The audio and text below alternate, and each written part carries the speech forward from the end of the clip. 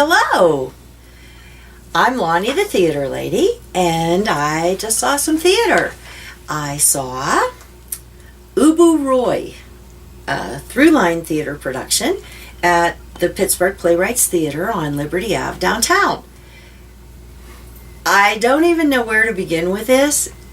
I will just give you some descriptive words. Wild, wacky, crazy, loud, fast-paced, goofy, silly, sometimes a little crude. The language was, just say, leave the kids at home on this one. I'll just make that pretty clear. One of the most interesting things for me about the language was they put words together for name calling that I would never even dream of putting together.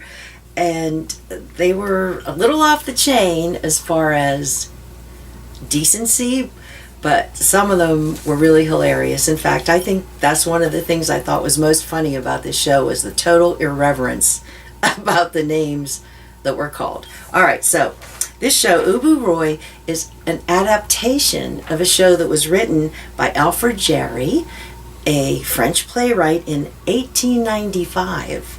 And it's what they call very freely adapted by Connor Pickett and Jordan Matthew Walsh.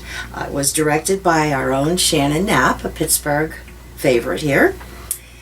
And it tells a story about the rise of UBUism, which is a political kind of uprising. I don't know if you'd even call it an uprising, because UBU himself had a hostile overtaking of the Polish government. This was supposed to have happened in Poland, by murdering the former king.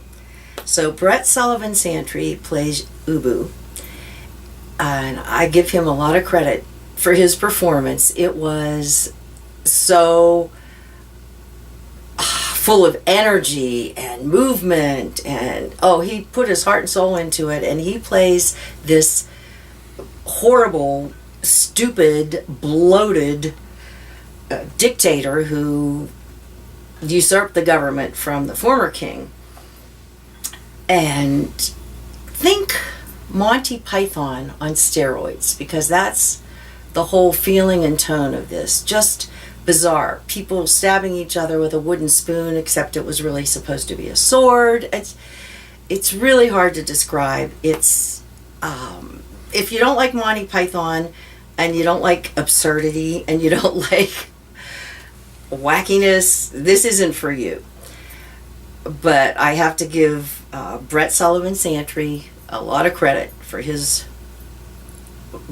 playing of this role.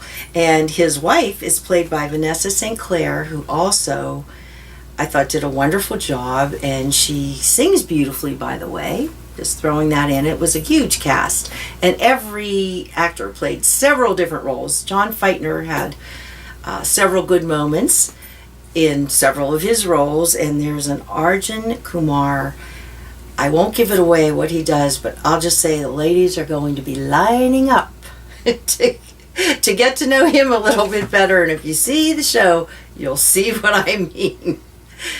This is a show because it's so irreverent, and I have to mention it at times was a little difficult to watch, because this adaptation was written within the past year and a half or so, and the king, UBU, with his UBUism, which is basically taxing the poor, everything for himself, very narcissistic, very stupid.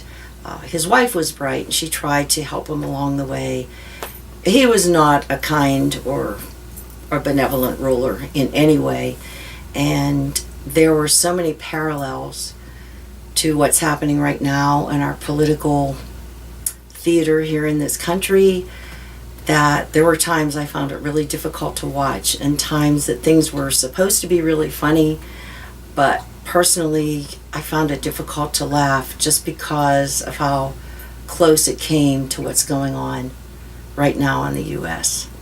So if you're a Monty Python fan and you like irreverence and some pretty wild, crude, sometimes vulgar language mixed in with a lot of absurdity and action and noise, then this is the show for you.